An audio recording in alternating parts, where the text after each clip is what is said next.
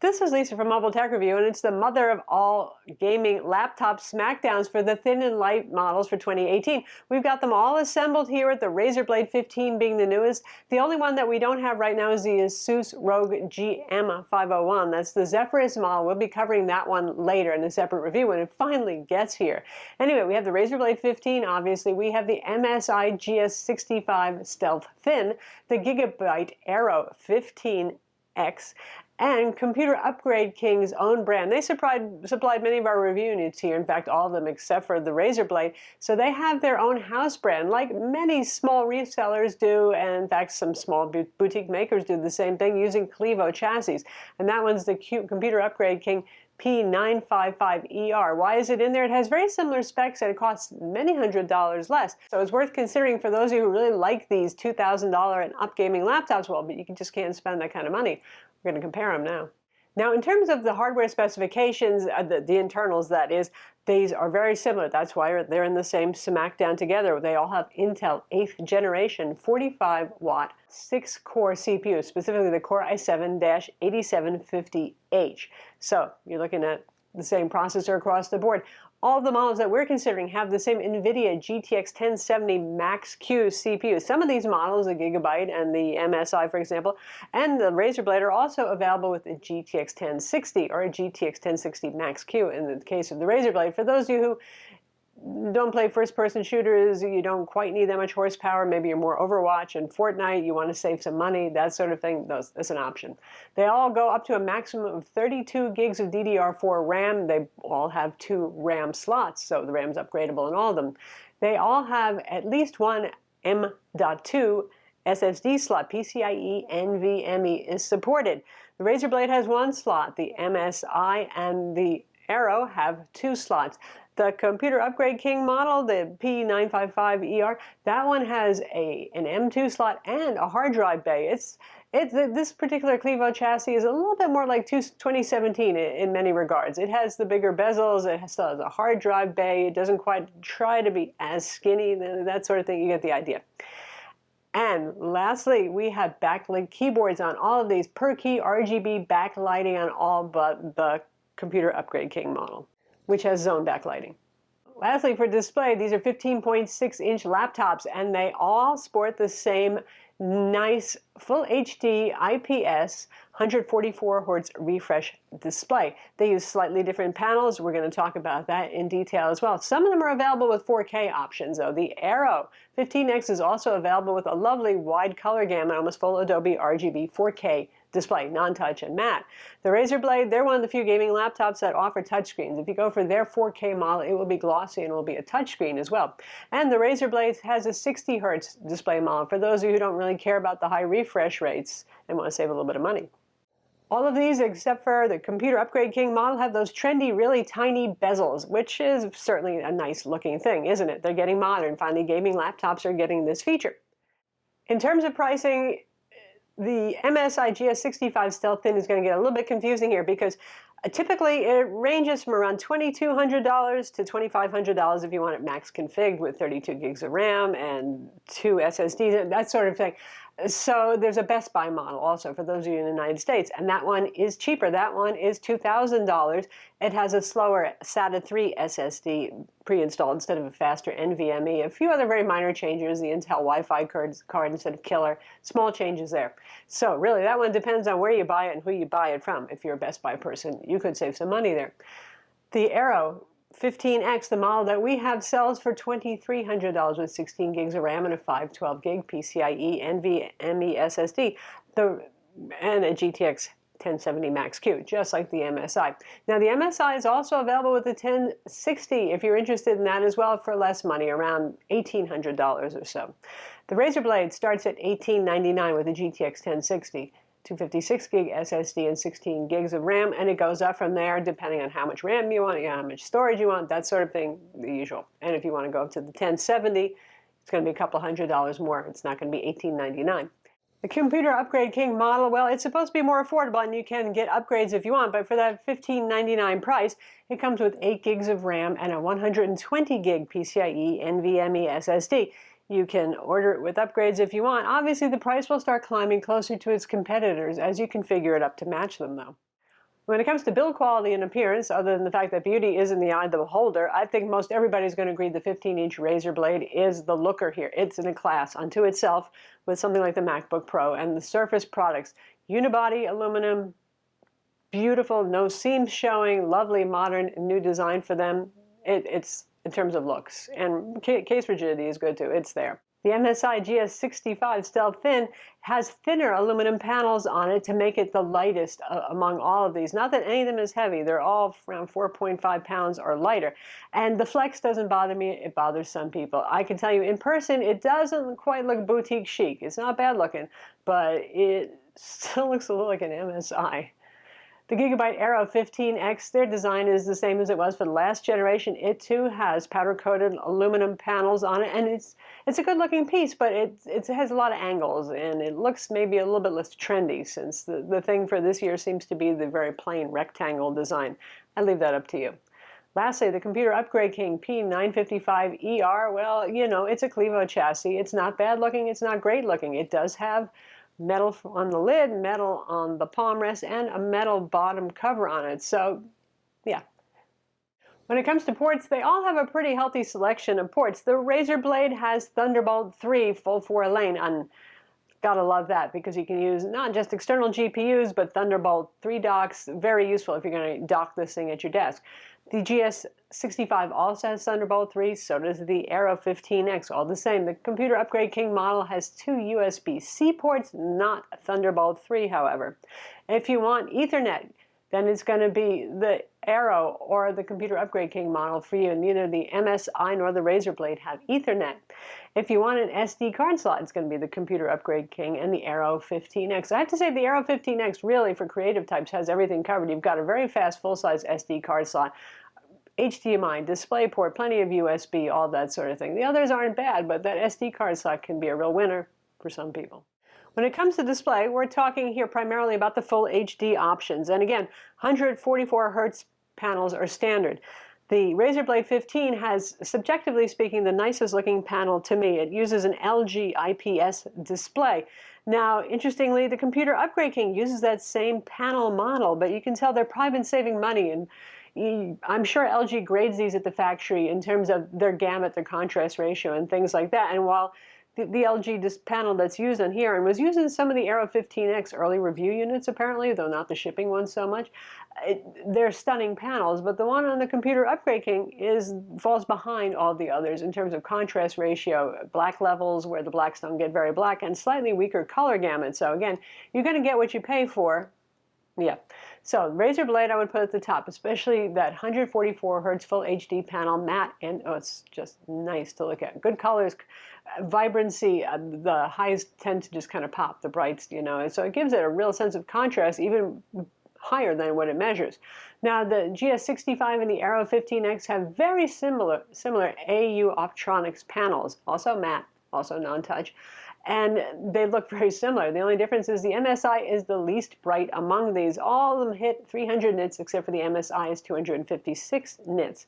They all cover just about full sRGB to full sRGB. These are not wide gamut displays, but they look very nice. Again, the MSI and the Aero have similar contrast, similar everything, almost the same panel from AU. Now, if you're looking for something higher resolution, I don't feel that's necessary, particularly if you are really interested in gaming here on a 15-inch display. But if you're doing pro apps work and you'd want to have higher resolution, the Razer Blade has that 4K touchscreen option, and that one is a near full Adobe RGB color gamut. And the Gigabyte also offers a full Adobe RGB 4K display as an option. Oh, in addition, Razer also has a 60 Hz full HD panel. For those of you who are not playing first-person shooters or Overwatch and you don't feel like you need over 100 frames or you just want to save some money. When it comes to upgradability, the Aero 15X is a piece of cake, other than the tenacious clips to hold the bottom on, but nothing that you can't get through to open it up. You open it up, right there you see your 2 RAM slots, you see your 2 M.2 slots, and it's pretty easy to take off the heatsink to repaste it if you want. In fact, I did experiment with that. You probably could shave off about 5 degrees centigrade from your core temperatures using a high quality paste like IC Diamond, not using LM liquid metal, which I'm a little, I try not to do that on laptops, a little bit worried about LM shorting things out. But anyway, the blade is very easy to take off the bottom cover, and the RAM slots are right there and visible. The M.2 SSD slot right there for you. It's not too hard to take off the heatsink either. It's a vapor chamber heatsink, one big monolithic thing. The only thing you have to do is detach one display cable that runs across the heatsink, which is a weird thing to do. But anyway, you have to undo one cable. It's not too hard. Lift a clip up. You can pull the cable right out of it. The MSI loses here because the motherboard is upside down, which you no doubt know. Now, we have reviews of the MSI, of the Aero, of the Razer Blade, and we'll soon have a review of the Computer Upgrade King model as well, so you can learn more about all of these. But the MSI's motherboard is upside down. So when you take off the bottom cover, what do you see? Nothing that you can upgrade really, except for the Wi-Fi card is the only thing visible. So you have to actually undo like 6 little very delicate ribbon cables, take the motherboard out, flip it over to access the RAM and the SSD slots, which it has 2 of. The Computer Upgrade King model with the Clevo chassis, very easy to open and up, very easy to access all the internals on that too. When it comes to performance, you're looking at the same specs here, you know, other than how much RAM they have or don't have, all that sort of thing. So unsurprisingly, the benchmarks are pretty similar. Now, one thing that I have to mention with the Aero and with the MSI, if you unplug them, they go into a low power profile. If you plug them in, they go into aggressive high performance profiles. The Razer Blade stays in the synapses, that's their control center, balanced profile, and you can manually set it to gaming. So to be fair, I put it on gaming for this. When I do a regular review, I review it as it comes out of the box without changing settings often, but here it has to be made fair. The Computer Upgrade King model also runs in high performance mode when it's plugged into electricity. So anyway, you can see the Razer Blade typically does a little bit better than the competition, which is pretty impressive here, but it's so close between all of these that really you're not going to tell the difference between any of them. The actual, besides benchmarks, the real frame rates in games are within 5 frames at most difference between each other.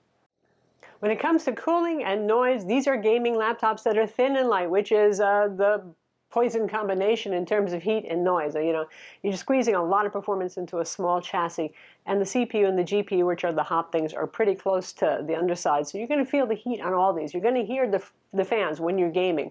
With all of these, if you're not gaming, if you're doing just general productivity work, you will barely hear the fans, if at all. So this is only when gaming that the surfaces get too hot. They're all too hot to keep on your lap when you game. The CUK model, Computer Upgrade King, one actually is the least hot. You know, even you almost would think it was plastic, but it's not, because plastic tends to not transfer heat as much as metal. So it gets a little less hot, but none of these do you want in your lap when you're gaming.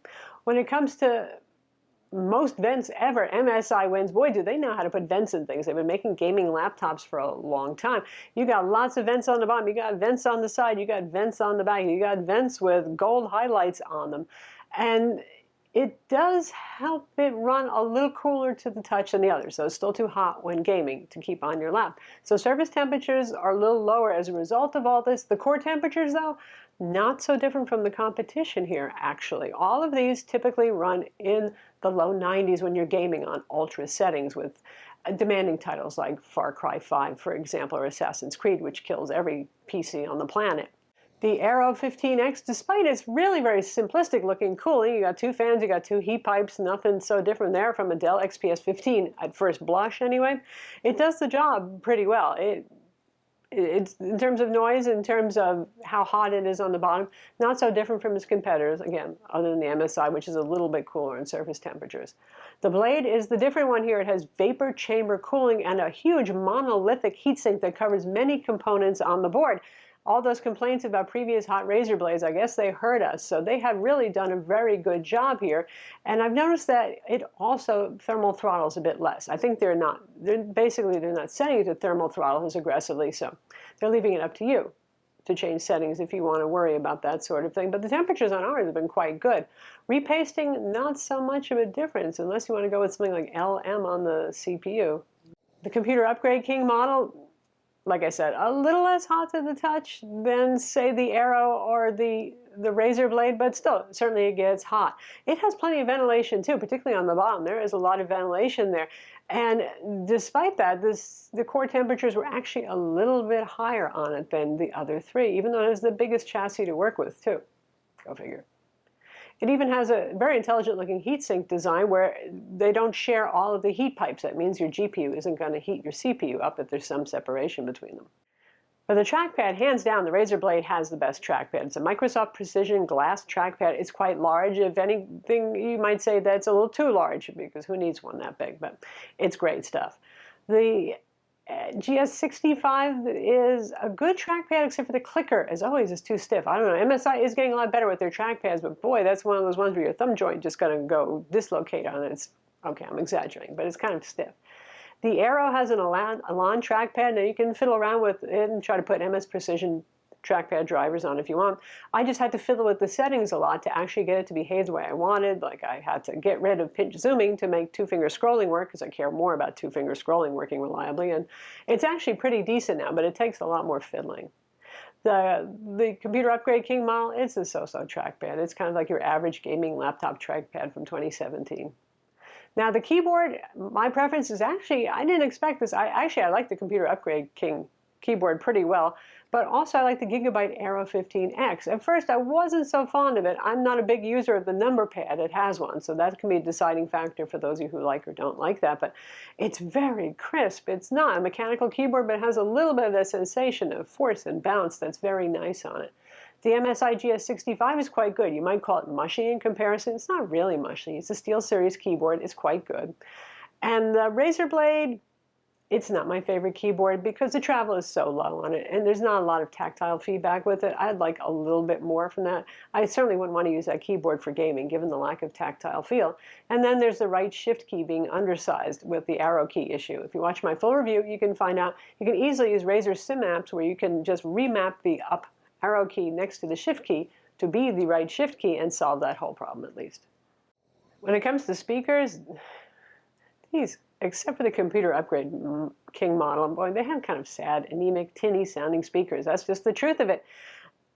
Thin chassis, they take the hit. They all have really good headphone audio though, but the Computer Upgrade King model, really, maybe because it does have a little bit of a more roomy chassis, it has better audio, and they're using Sound Blaster audio on it. The speakers are actually louder and more full sounding. I use external speakers and headphones, yeah. Battery life. Now talking about the 1080p models, because typically 4K models have worse battery life here. First off, the chargers are all about the same physical size. I mean, if you're talking an ounce difference here, a couple of millimeters there, yeah, whatever, you know. They're all large chargers, 180 watt or higher. The Razer Blade actually is a 230 watt charger in this case.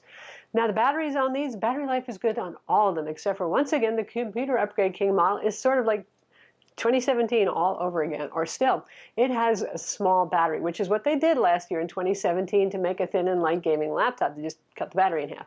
So it has a 55 watt-hour battery. So as a result, you can imagine, we're talking 3-4 hours of battery life here. Not gaming, just productivity work, recording for all of these. Razer has a nice 80 watt-hour battery in there, and I've been getting around 7 to 8 hours with it, which for something with that kind of performance inside is good. The Aero 15X is the winner with its 94 watt-hour battery. It lasts about 9 hours. Aha! We'll talk about this in a minute, but that is when it's working reliably in terms of software and drivers. That's another topic for discussion. The MSI GS65 with its 82 watt-hour battery manages about the same as the Razer Blade. It can do about 7. Razer Blades can sometimes hit 8. This is more like 7, and that's pretty much it, though, for the MSI. So. Yeah. Now, when I talk about that reliability of software and drivers, this is where Gigabyte takes the hit. I mean, I would have loved to have owned this laptop. Honestly, it's really easy to upgrade. It's got a super solid build. It has an SD card slot, which I need, but their drivers, their BIOS, their firmware, and they do put out a lot of updates. I got to say, I've never seen a company put out more firmware driver updates per week than they do. But out of the gate, it seems like the Windows Creator update kind of threw it for a loop and things went loopy. Then NVIDIA drivers, which are usually a pretty good thing. NVIDIA had a couple of dubious drivers there. But anyway, they're back on track with drivers. not working real well with my Gigabyte anyway. So what that means is the NVIDIA driver is essentially misbehaving. Since it has Optimus, like all of these switchable graphics between Intel integrated graphics and the dedicated graphics, if it's not doing that switching properly, your battery life can go all to hell. So sometimes it ran really great, sometimes no. The only way I could get really stable and have reliable long battery life and not see any blue screens of death was to revert to the drivers that it originally shipped with, which are already about 4 or 5 versions out of date when it comes to the NVIDIA drivers, and about 3 versions out of date for the Intel graphics driver. So they need to work harder on their stability and their compatibility there. Yay. And this is with clean install and another clean install. So there you have it. Like I said, the mother of all Smackdowns. And as you can see, there's no one clear winner in every regard. Obviously, the Razer Blade 15 is going to win for the unibody design, the most boutique looks. If you're looking for something high-end, replace that MacBook Pro, for example. You're used to that kind of design quality. It has that for you. But I'd say the Gigabyte Aero 15 has a better keyboard, for example, even the MSI GS65 and the Computer Upgrade King model as well. There's some of this, there's some of that. So now you have the criteria and the things that are most important to you, and hopefully you can decide. I'm Lisa from Mobile Tech Review. Be sure to subscribe to our YouTube channel for more cool tech videos, and thumbs up if you like this vid.